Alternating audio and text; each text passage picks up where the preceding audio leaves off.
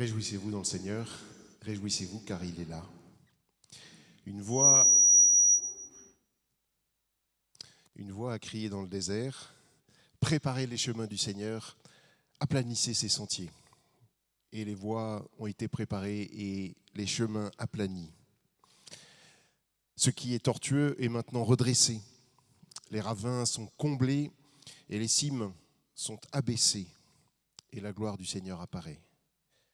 Oui, ce jour de Noël, grâce et paix vous sont données de la part de Dieu notre Père, de Jésus-Christ et de l'Esprit Saint qui habite en nos cœurs. Je vous invite à prier.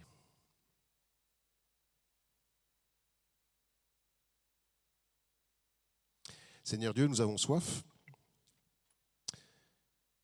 Nous avons soif que nos cœurs soient remplis de ta parole, réchauffés par toi. Et comme le dit le prophète, nous sommes invités à venir boire et manger gratuitement. Et pour cela, nous avons besoin de toi et de ton esprit pour que cela devienne réalité pour nous ce matin. Au nom de Jésus-Christ. Amen. Et je vous invite à vous lever.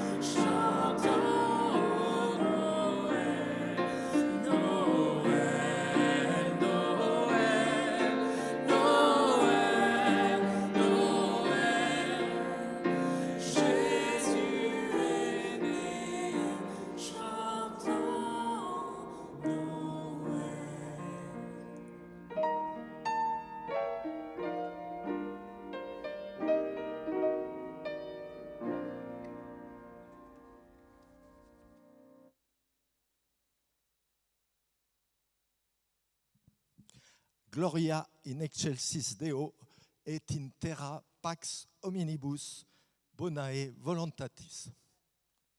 Cette phrase, elle est inscrite au-dessus de nos têtes. Elle est gravée dans la pierre de la coupole de notre belle église. C'est le texte latin du verset 14 du chapitre 2 de l'évangile de Luc. D'ailleurs, nous venons de le chanter. Gloire à Dieu dans les cieux très hauts et paix sur la terre pour ceux qui l'aiment. C'était un petit peu différent la traduction de qu'on vient de chanter, mais c'est la même idée. Oui, gloire à Dieu. Et c'est la louange, ce verset de Luc, c'est la louange de l'armée des anges à Bethléem, il y a 2000 ans, pour le premier Noël.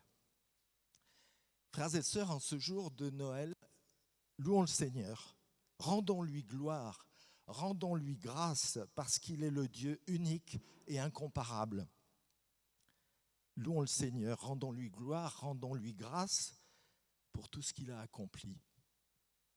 Louons le Seigneur, rendons-lui grâce, rendons-lui gloire, nous qui avons été créés par sa volonté, nous à qui il a donné la domination sur ce que ses mains ont fait. En lisant Genèse, chapitre 1, versets 26 à 28. Dieu dit enfin, faisons l'être humain, qu'il soit comme une image de nous, une image vraiment ressemblante. Qu'il soit maître des poissons dans la mer, des oiseaux dans les cieux et sur la terre, des gros animaux et des petites bêtes qui vont et viennent au ras du sol. Dieu créa l'être humain comme une image de lui-même. Il le créa à l'image de Dieu. Il les créa hommes et femmes. Puis il les bénit en leur disant « Ayez des enfants, devenez nombreux, peuplez toute la terre et dominez-la. Soyez les maîtres des poissons dans la mer, des oiseaux dans les cieux et de tous les animaux qui vont et viennent sur la terre. » Amen.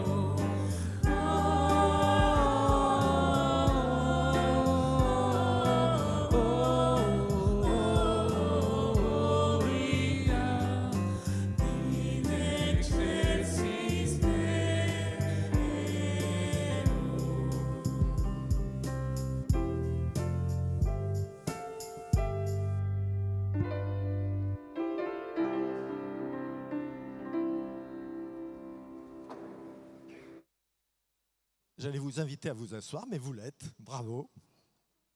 Nous écoutons la volonté de Dieu qui nous est donnée comme un commandement dans le Deutéronome au chapitre 6, verset 5.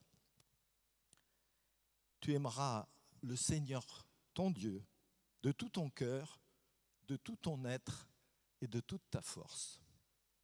Amen. Je vous invite à prier. Seigneur notre Dieu, oui, bien sûr, nous t'aimons.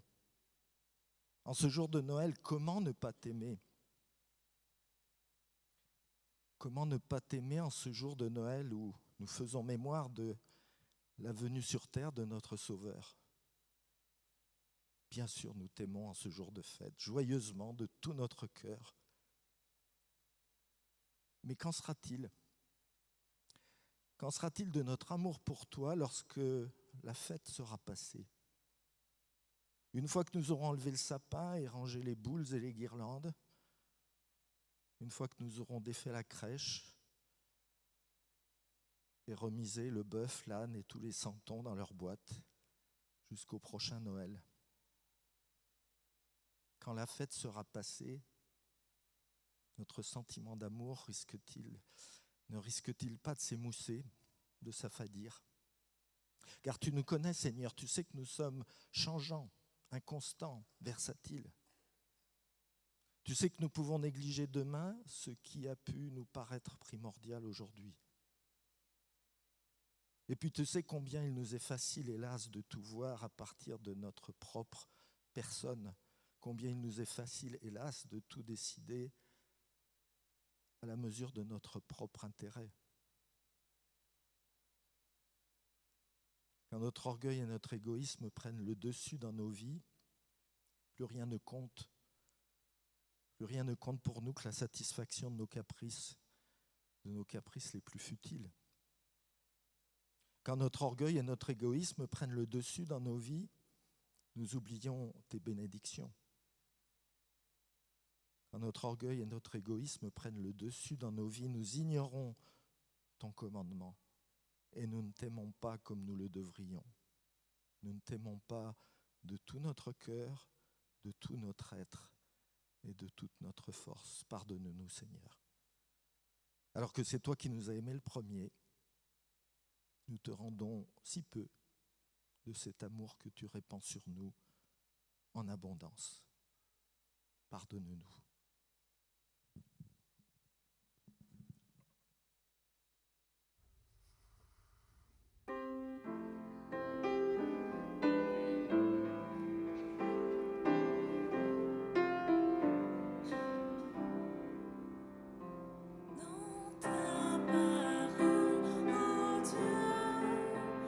Je puise force et vie.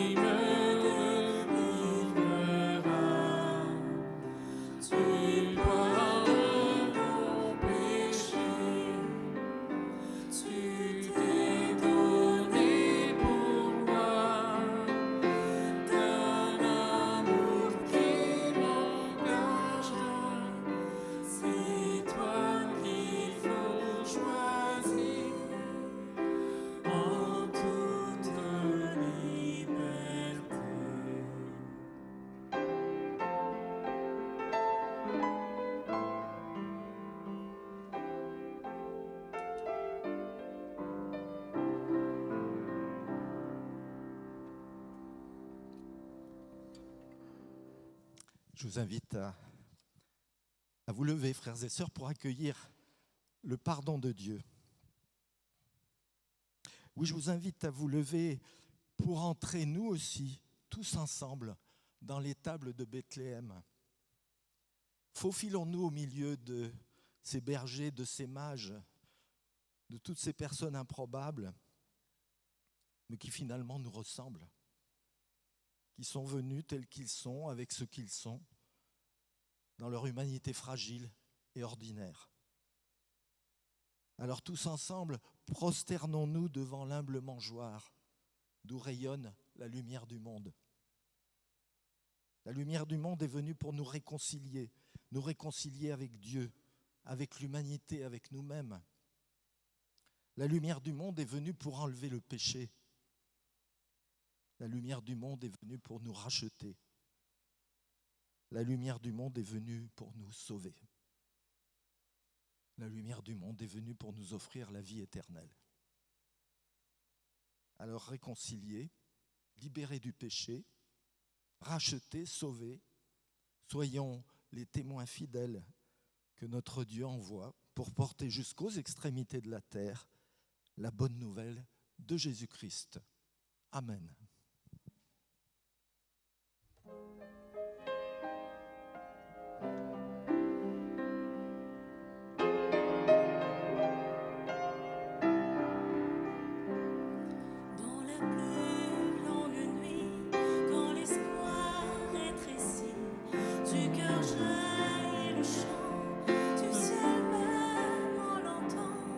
C'est un chant de victoire, c'est un hymne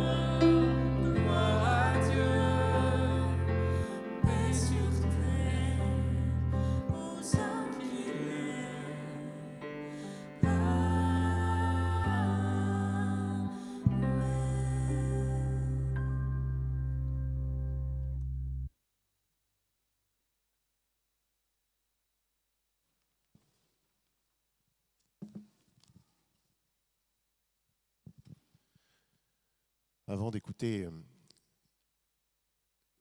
le texte pour ce jour, je vous invite à prier.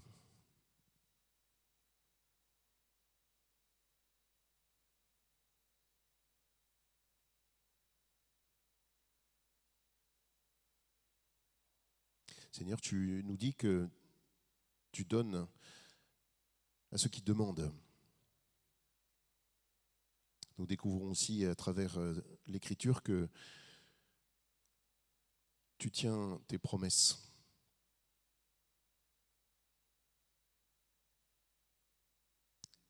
Tu as promis ton esprit et c'est lui que nous te demandons maintenant. Nous allons écouter ta parole et nous voulons la comprendre alors que ton esprit repose sur nous maintenant. Amen. Je lirai dans l'Évangile selon Luc, le tout début, le chapitre 1, les 18 premiers versets. Ce qu'on appelle en jargon théologique le prologue de Jean. Et promis, je vais essayer de ne pas être trop jargonnant. Au commencement était la parole, et la parole était avec Dieu, et la parole était Dieu. Elle était au commencement avec Dieu. Toutes choses ont été faites par elle, et rien de ce qui a été fait n'a été fait sans elle. En elle était la vie, et la vie était la lumière des hommes. La lumière luit dans les ténèbres, et les ténèbres ne l'ont pas reçue. Il y eut un homme envoyé de Dieu, son nom était Jean. Il vint pour servir de témoin, pour rendre témoignage à la lumière, afin que tous croient par lui. Il n'était pas la lumière, mais il parut pour rendre témoignage à la lumière. Cette lumière était la véritable lumière qui, en venant dans le monde, éclaire tout homme. Elle était dans le monde et le monde a été fait par elle, et le monde ne l'a point connue. Elle est venue chez les siens et les siens ne l'ont pas connue. Mais à tous ceux qui l'ont reçue, à ceux qui croient en son nom, elle a donné le pouvoir de devenir enfants de Dieu, lesquels sont nés non du sang, ni de la volonté de la chair, ni de la volonté de l'homme, mais de Dieu. Et la parole a été faite chair, et elle a habité parmi nous, pleine de grâce et de vérité. Nous avons contemplé sa gloire, une gloire comme la gloire du Fils unique venu du Père. Jean lui a rendu témoignage, et il s'est écrié, c'est celui dont j'ai dit, celui qui vient après moi m'a précédé, car il était avant moi. Et nous avons tous reçu de sa plénitude, et grâce pour grâce. Car la loi a été donnée par Moïse, la grâce et la vérité sont venues par Jésus-Christ.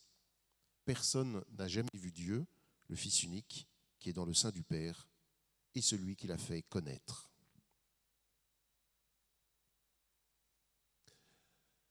À Noël, on arrive souvent avec beaucoup de bagages. On arrive avec beaucoup d'images installées dans nos esprits depuis fort longtemps, peut-être depuis l'enfance, si on fête Noël depuis ce temps-là. Avec des récits appris, avec des souvenirs accumulés au fil des ans. Nous savons ce que Noël devrait être, doit être. Nous savons aussi ce qu'il ne doit pas être. Et nous savons même parfois ce qu'il doit produire en nous, dans le monde, pour nous. Noël est une fête saturée de représentations, saturée de récits, saturée de significations. Il y a les Noëls de l'enfance, il y a les Noëls de famille, il y a les Noëls pleins, il y a les Noëls vides. Mais presque toujours à Noël, il y a une histoire. Une histoire à raconter, une histoire à vivre ou à revivre. Une histoire à transmettre ou au contraire. Une histoire qu'on ne veut pas, qu'on ne veut plus et qu'on ne veut donc pas transmettre. Il y a à Noël un vrai paradoxe. On s'attend à ce que rien ne change. On s'attend à retrouver tout ce que nous connaissons depuis bien longtemps. Et puis nous savons aussi que cette fête contient en son centre comme un mystère incroyable, comme un mystère irracontable. Cette histoire d'incarnation, qui, à vue humaine, n'a pas de sens. Or, justement, ce que l'évangile de Jean vient dire, eh bien, c'est qu'il n'y a rien à entendre, rien à voir. Personne ne parle dans ce texte, si ce n'est le narrateur évidemment, et puis si ce n'est un petit peu Jean le Baptiste. Ce texte ne raconte pas une naissance. Pas d'ange, pas de berger, pas de roi mage, pas de mage. Qu'est-ce que j'ai oublié? Puis tout ce qui n'est pas dans la Bible, mais pas d'âne, pas de bœuf, etc. Il n'y a pas un événement identifiable dans le texte que j'ai lu. L'évangéliste Jean commence ailleurs. Et ce choix est sans doute profondément dérangeant. Car cela oblige à accepter que Noël ne commence pas où je l'attendais. Et on est obligé de reconnaître que l'événement que le monde entier célèbre ne se laisse pas d'abord saisir sous la forme d'un récit, d'une histoire. Jean nous déplace, et je crois que ce déplacement-là est justement au cœur de la foi.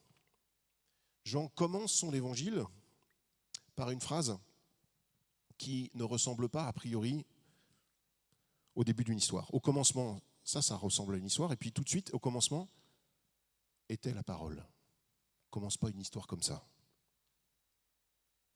Parce qu'il n'y a pas de décor, il n'y a pas de marqueur historique, il n'y a pas de personnage à suivre. Il y a juste Jean-Baptiste, mais vous avez entendu, Jean-Baptiste, il dit, lui, il n'est rien. Je ne suis pas. Pas de personnage à suivre, pas de héros. Il n'y a pas de progression, en tout cas logique. Il y a juste dans ce texte un contraste entre la lumière et les ténèbres. La cohabitation des contraires, impossible. Alors il y a, de ce fait, une décision lourde de conséquences. Jean décide de donner à Noël une forme qui n'est pas immédiatement accessible. Il refuse que nous entrions trop rapidement dans ce récit de manière trop familière, de manière trop confortable, presque évidente, presque croyable, si ça existe, presque crédible. Il nous empêche, Jean, de consommer du Noël comme un récit que nous reconnaîtrions, que nous connaîtrions presque par cœur, et que du coup on n'écouterait plus, ou au contraire qu'on refuserait parce qu'on l'aurait trop mangé, entendu, reçu, et qu'il serait devenu très étouffe chrétien. Avant toute histoire humaine, dit Jean, il y a une parole. Avant toute tentative pour dire Dieu, il y a une parole qui nous précède. Avant nos traditions, avant nos souvenirs, il y a une initiative qui ne vient pas de nous. Et dans ce sens, ça ressemble complètement, évidemment, profondément à la tradition juive du début de la Bible, du Premier Testament. Vous le connaissez aussi bien que moi, au commencement, Dieu créa le ciel et la terre. Et puis ça continue. Dieu dit que la lumière soit, et la lumière fut. Déjà, la lumière. Et puis surtout, déjà la parole en action, la parole qui crée, la parole qui fait en même temps. Le silence de Jean sur les points qu'on connaît bien de Noël, sur lesquels on pourrait éventuellement se raccrocher, nous place dans une situation, je trouve, assez inconfortable. Parce que nous n'avons plus la maîtrise. Parce que cela nous empêche de dire trop vite, je comprends ou j'ai compris, je sais ce que ça veut dire, tout ça. Et de ce fait, Noël commence ici, non comme une reconnaissance ou comme une connaissance, mais d'abord comme une écoute. Non pas comme une appropriation, mais comme une attente. Non pas une émotion, mais une parole. Et cette parole n'est pas immédiatement réconfortante. Elle met en crise, elle déplace, elle bouscule. Comme un trou qui laisserait une place vide pour que quelque chose de nouveau puisse venir habiter ce que nous considérons comme possible, comme croyable, comme plausible. Car cette parole qui précède toute histoire ne se rencontre pas dans un terrain neutre. Elle rencontre un monde, dit le texte, un monde qui ne reconnaît pas ce qui la fonde, ce qui le fonde. Et c'est, je crois, vrai encore aujourd'hui. La parole qui précède toute histoire arrive dans un monde, le nôtre, qui ne la reconnaît pas. Et pourtant, c'est cette parole qui fonde le monde. Vrai, quels que soient les lieux, quels que soient les temps, les cultures et même les foi. Cette parole est par essence incroyable. L'évangéliste Jean, dans ce texte, parce que c'est sa culture, parce que c'est sa foi, rappelle préalablement quelque chose de fondamental dans la tradition juive, qui est d'une radicalité extrême. Personne n'a jamais vu Dieu, écrit-il. Cette phrase, évidemment, n'est pas anodine. Elle ne vient pas seulement rappeler que Dieu est au-dessus de tout, ce qui est vrai, qu'il est transcendant, ce qui est vrai, mais elle vient bien plus briser toute représentation religieuse qui serait trop évidente. Jean ne dit pas que Dieu est difficile à connaître. Jean dit que Dieu se connaît autrement que par les voies ordinaires de la connaissance humaine, de la culture ou des arcanes de la religiosité, ni par la sagesse, ni par l'expérience, ni par l'intelligence, aucun de ces éléments-là. La parole réfute l'idée que Noël serait l'aboutissement d'une recherche. Elle renverse l'idée que l'humanité, par ses efforts, par sa spiritualité, par sa quête, aurait fini par atteindre Dieu et surtout par le comprendre. Noël n'est pas l'aboutissement d'un chemin humain vers Dieu.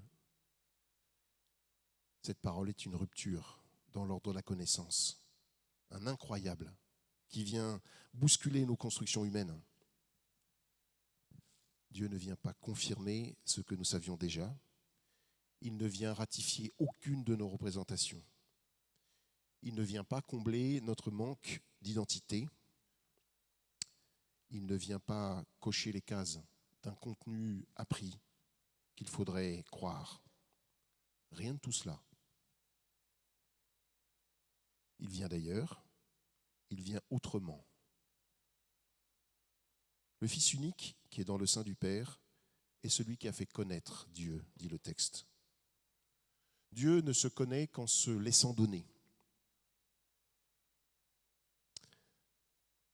Pas comme un objet qu'il faudrait connaître et savoir, mais comme une relation offerte. La foi n'est pas une reconnaissance, elle est un accueil fragile, parfois déconcertant. Parfois, quand on croit, on est déplacé bien ailleurs que ce qu'on imagine. Alors croire à partir du récit de Noël, ce n'est pas voir plus clair, mais c'est au contraire accepter de perdre certaines évidences, accepter que Dieu ne se rende connaissable que d'une manière qui nous décentre profondément, qu'il soit incroyable au sens où il nous surprend toujours et demande un saut dans l'inconnu. Et ce déplacement ne concerne pas seulement le monde, il concerne aussi celles et ceux qui parlent de Dieu, celles et ceux qui témoignent, celles et ceux qui se réclament de lui. Dans ce texte, Jean l'évangéliste consacre une large part à Jean-Baptiste. Autant Jean ne parle absolument pas de la famille directe de Jésus, même si Jean-Baptiste était cousin de Jésus, mais il s'étend plus longuement. Et les seules paroles qu'il met dans une personne humaine, c'est Jean-Baptiste. Et pourtant, là encore, de manière tout à fait étrange, déconcertante, tout ce que dit Jean-Baptiste se termine de manière négative. Il n'était pas la lumière. dit le texte. Jean-Baptiste n'était pas la lumière. Étonnant, présenté de manière négative. Ça veut dire simplement que le témoin, position de Jean-Baptiste, est défini par ce qu'il n'est pas. Il n'est pas la source. Il n'est pas l'origine. Il n'est pas le centre. Jean-Baptiste ne retient rien pour lui. Il ne capitalise sur rien, même pas sur sa mission, qui était de montrer le Christ. Jean-Baptiste désigne et puis s'efface, laissant toute la place à celui qui vient et qui ne rentrera jamais dans aucune des cases prédéfinies pour lui. Il fera même éclater la case de la mort par sa résurrection. Le début de l'évangile de Jean refuse toute confusion entre Dieu et ceux qui parlent de Dieu. Il refuse par exemple que l'Église puisse se présenter comme le lieu où Dieu serait possédé, maîtrisé, voire garanti, où le croyable pourrait être défini, où l'on pourrait mettre la main sur Dieu. Cette dépossession est exigeante parce qu'elle vient contester nos sécurités institutionnelles, nos certitudes ecclésiales et même nos tentations personnelles de maîtrise. Mais cette dépossession est parfaitement et profondément libératrice parce que nous n'avons pas à être la lumière. Parfois, c'est bien d'être une lumière, mais nous n'avons pas à être la lumière. Nous n'avons pas à nous défendre de quoi que ce soit. Nous avons à témoigner, simplement, fidèlement, sans jamais se substituer à ce qui est annoncé. Et nous savons bien qu'il est toujours plus facile, même parfois inconsciemment, d'institutionnaliser Dieu, de dire ce qu'il devrait faire, qui il doit être, comment il doit agir, même si parfois nous ne croyons pas en lui. Cette dépossession, pourtant, ne conduit pas au vide. Elle ouvre sur une autre manière de parler de Dieu et notamment de sa gloire, celle dont le texte parle aussi. Jean ose une affirmation tout à fait paradoxale. Nous avons contemplé sa gloire. Mais qu'est-ce qui a été contemplé ? Cette gloire n'est pas spectaculaire. Il n'y a rien dans le texte qui soit spectaculaire. Elle ne s'impose pas, elle ne contraint rien, et en particulier pas la foi. Elle se donne simplement dans la proximité, dans la vulnérabilité de ce petit enfant qui vient de naître. D'une lumière qui brille dans la nuit, qui peut renverser les ténèbres. La gloire de Dieu ici n'est pas ce qui éblouit, elle est ce qui se donne. Elle se discerne. Noël n'ajoute pas une lumière de plus, une lumière spectaculaire dans le monde. Personne n'attendait la venue de cette parole. Personne n'attendait la venue de cet enfant. Si vous voulez savoir comment ça s'est passé, ou à peu près, c'est l'évangile de Matthieu et l'évangile de Luc. La venue du Christ dans le monde nous apprend au contraire à regarder le monde autrement, le monde dans lequel nous vivons, à reconnaître la présence de Dieu qui ne s'y prouve pas, mais qui s'y trouve déjà. Nous sommes invités à accrocher notre espérance à l'incroyable d'un amour qui précède, comme la lumière illumine la nuit et la repousse. Jean nous conduit loin de nos premières attentes, hors d'une histoire, hors d'un récit, hors de toute évidence. Noël n'est pas le jour où Dieu devient évident, il est le jour où Dieu devient proche et où il nous faut le chercher. Car assurément, il est déjà là, présent, vraiment. Il vient sans bruit, il vient sans possession, il vient, il est là. Et c'est ainsi, je crois, qu'il peut seulement être réellement reçu, personnellement, comme un proche qui fait route avec nous dans la vie quotidienne. Il vient, il est là, vraiment. Amen.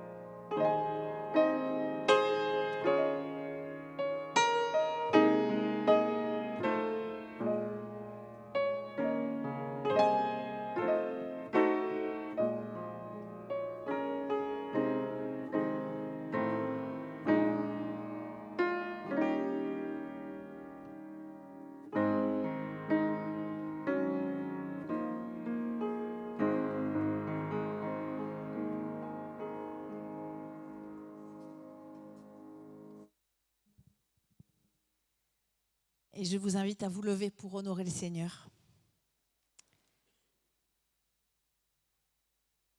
Oui, vraiment, il est juste et bon de te rendre grâce, toujours et partout, à toi, Père très saint, par Jésus-Christ, le Fils, ton Fils, notre Sauveur. Par l'Esprit Saint, tu as permis aux anciens de reconnaître en l'enfant Jésus le Messie promis, lumière pour le salut de tous les peuples, et tu as suscité leur louange et leur témoignage. C'est pourquoi, en communion avec eux, en communion avec Marie, la mère de notre Sauveur, en communion avec les bergers de Bethléem et avec tous ceux qui, au cours des âges, ont célébré ta louange, jusqu'aux anges rassemblés autour du trône dans les visions de l'Apocalypse. Avec eux tous, cette grande nuée de témoins, nous chantons l'hymne de ta gloire. Et on chante.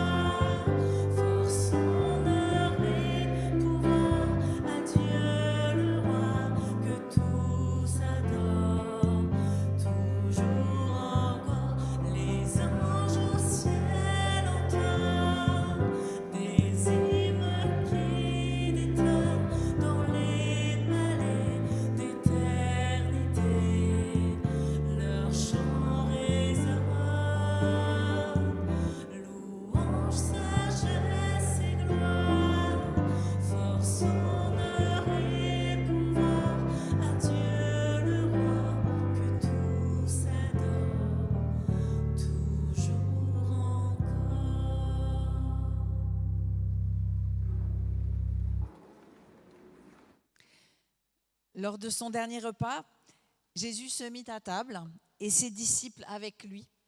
Et il leur dit : « J'ai tellement désiré manger cette Pâque avec vous avant de souffrir, car je vous le déclare, plus jamais je ne la mangerai jusqu'à ce qu'elle soit accomplie dans le royaume de Dieu. » Il reçut alors une coupe et après avoir rendu grâce, il dit : « Prenez-la et partagez entre vous, car je vous le déclare, je ne boirai plus du fruit de la vigne jusqu'à ce que vienne le règne de Dieu. » Puis il prit du pain, et après avoir rendu grâce, il le rompit et le leur donna en disant, « Ceci est mon corps donné pour vous. Faites ceci en mémoire de moi. » Et pour la coupe, il fit de même à la fin du repas, en leur disant, « Cette coupe est la nouvelle alliance en mon sang, qui est versée pour vous. » Nous prions. Seigneur notre Dieu, toi qui nous rassembles et nous invites à nous réjouir de la venue de ton Fils, envoie ici ton Esprit Saint pour que nous recevions en ce pain et ce vin sa présence parmi nous. Oui, comme les épis jadis épars dans les campagnes et comme les grappes autrefois dispersées sur les collines sont maintenant réunies sur cette table, dans ce pain et dans ce fruit de la vigne. Qu'ainsi toute l'humanité soit rassemblée dans ton amour et réunie un jour dans ton royaume. Unis au Christ et en communion avec ceux qui, au long des âges, ont salué dans l'enfant de la crèche le Messie de Dieu, nous te prions avec les mots qu'il nous a appris en te disant ensemble, « Notre Père qui es aux cieux, que ton nom soit sanctifié, que ton règne vienne, que ta volonté soit faite sur la terre comme au ciel. Donne-nous aujourd'hui notre pain de ce jour. Pardonne-nous nos offenses, comme nous pardonnons aussi à ceux qui nous ont offensés. Et ne nous laisse pas entrer en tentation, mais délivre-nous du mal. Car c'est à toi qu'appartiennent le règne, la puissance et la gloire pour les siècles des siècles. Amen. Voici, dit le Seigneur, je me tiens à la porte et je frappe. Si quelqu'un entend ma voix et m'ouvre la porte, j'entrerai chez lui, je prendrai la scène avec lui et lui avec moi. Je vais vous inviter à me rejoindre et nous allons former un cercle autour du temple en restant en bas. Je pense qu'on n'est pas trop nombreux pour être obligés de monter les marches. Ça nous évitera que des gens se cassent la figure dans les marches, ça sera bien. On va prendre la communion sous les deux espèces. Sur les plateaux, il y aura des verres de vin rouge et des verres de jus de raisin blanc. Ça vous permet de choisir avec quoi vous voulez communier. C'est distribué à tout le monde et nous communions ensemble après, tous en même temps. Et après, on ramasse. Voilà, pour ceux qui ne sont pas habitués. Venez car tout est prêt. La paix du Christ est avec vous.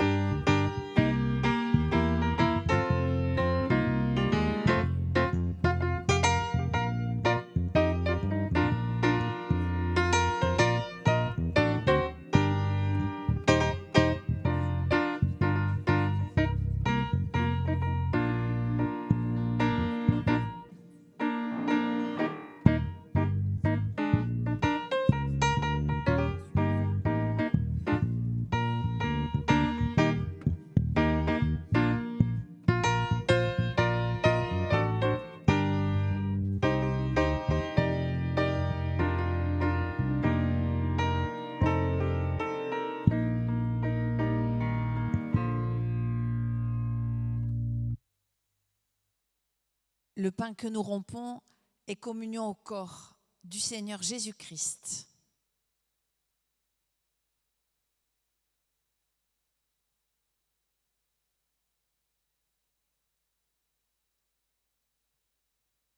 Et la coupe de bénédiction pour laquelle nous rendons grâce est communion au corps de notre Seigneur Jésus-Christ.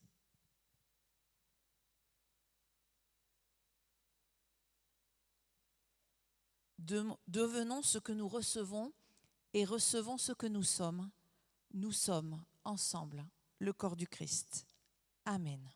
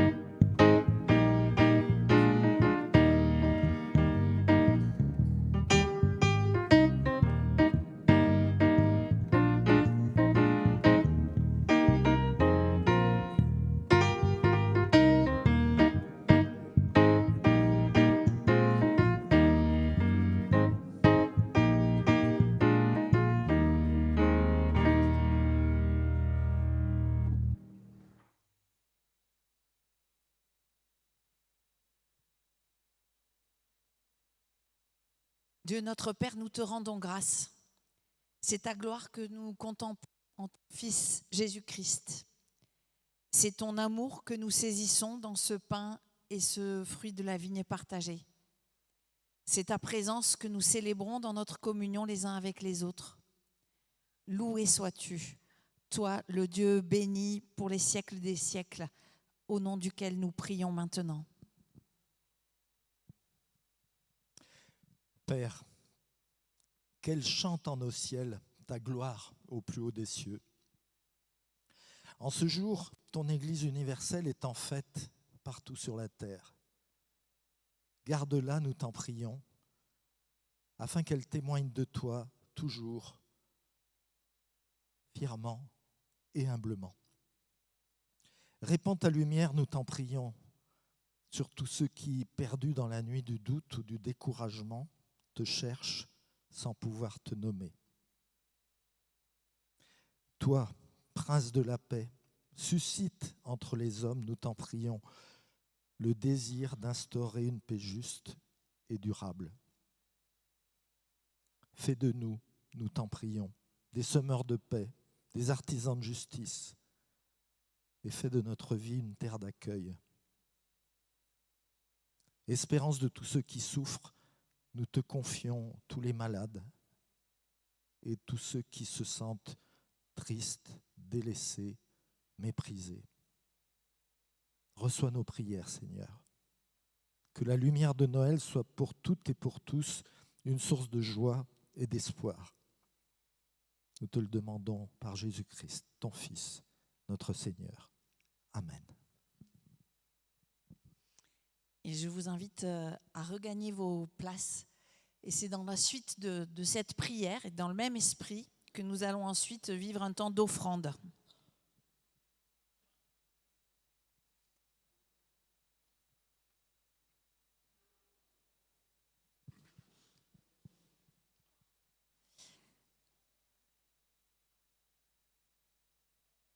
car partager nos biens, c'est aussi être en communion les uns avec les autres. Donc il y a diverses modalités qui sont indiquées sur ce tableau. Et si vous avez encore des espèces, parce que ça existe encore, alors il y a des aumônières en tissu qui sont en train de circuler.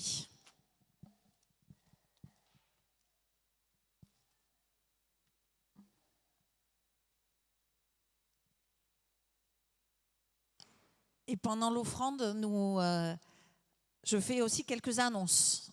Dimanche prochain, le culte aura bien lieu dimanche matin à 10h30, comme d'habitude. Mais il n'y aura pas de culte dimanche soir. Parce que dimanche soir, nous avons une célébration œcuménique à 18h à Notre-Dame d'Espérance, qui est la célébration qui ouvre l'accueil des jeunes qui viennent pour Thésée. On en accueille 70 sur le quartier, de 7 ou 8 nationalités, polonais, ukrainiens, lituaniens, italiens, espagnols. Voilà, donc l'accueil aura lieu toute l'après-midi et on commence ensemble et on vous invite à nous rejoindre pour cette célébration œcuménique. Donc les rencontres internationales de Thésée, ça se passe pendant 15 jours jusqu'au 1er janvier. Enfin oui, pas 15 jours, pardon, c'est 5, mais c'est... Bref. 2 événements marquants.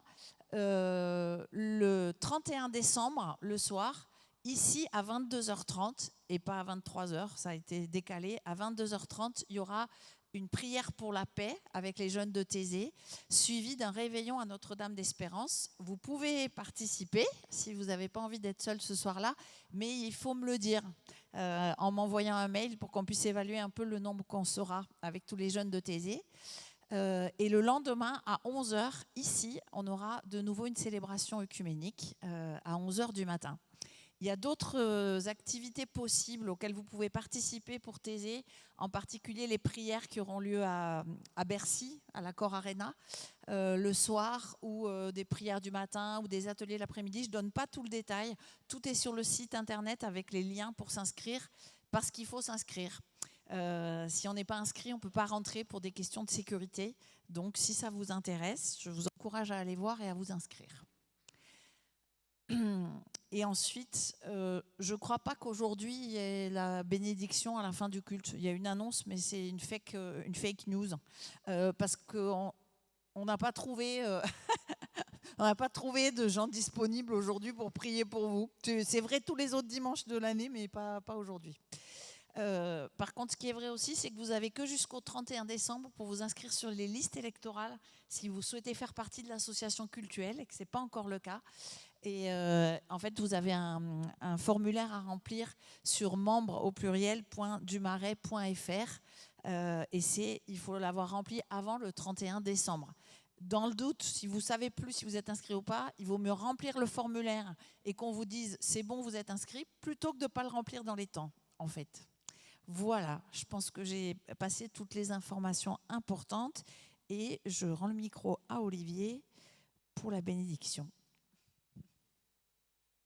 Je vous invite à vous lever.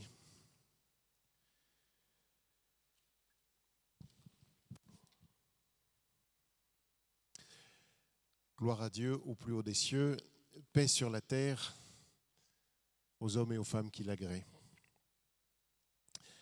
Que sa bénédiction repose sur vous, maintenant. Lui qui s'est présenté comme Dieu créateur, lui qui s'est présenté comme Fils, lui qui nous a envoyé son Esprit, il vous bénit et vous garde ce jour et tous les jours à venir. Amen.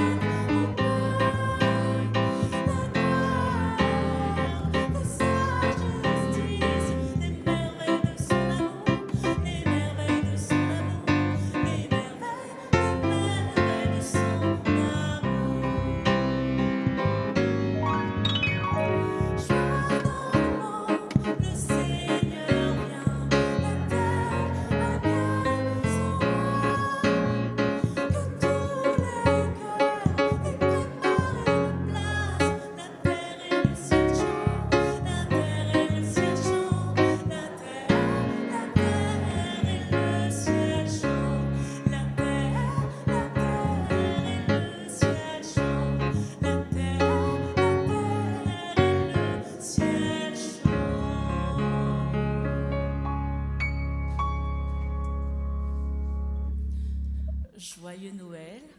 Soyez tous bénis et n'oubliez pas de regarder les gens qui sont à gauche et à droite de vous pour leur souhaiter la paix et la joie aujourd'hui.